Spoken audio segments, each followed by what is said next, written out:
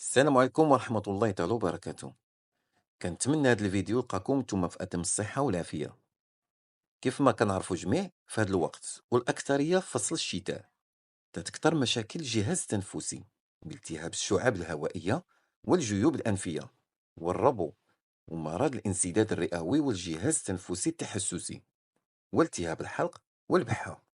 لهذا تنصحكم بأحسن مكون اللي كيتوفر على مكونات طبيعية كالصنوبر والزعتر، بالإضافة إلى مستخلصات نباتية أخرى اللي كتعمل على توفير الراحة التنفسية، بحيث تتعمل على تهدئة وحماية المجاري التنفسية وعلاج السعال الجاف أو السعال الحاد، وتتعمل على إخراج المخاط والإفرازات المتراكمة في الشعاب الهوائية، بالإضافة إلى القضاء على التهاب الحلق والبحة. وطريقة الاستعمال كناخدو عشقة في الصباح وعشقة في الليل ابتداء من 15 عام، وكذلك كيستعملوه الناس اللي عندهم مرض السكري لأنه خالي من السكر، والثمن ديالو كيعمل 69 درهم فاصلة 50.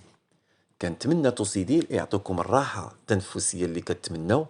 ولا عجبكم الفيديو ديروا لايك، تابوناو وفعلوا الجرس باش يوصلكم أي جديد. والسلام عليكم.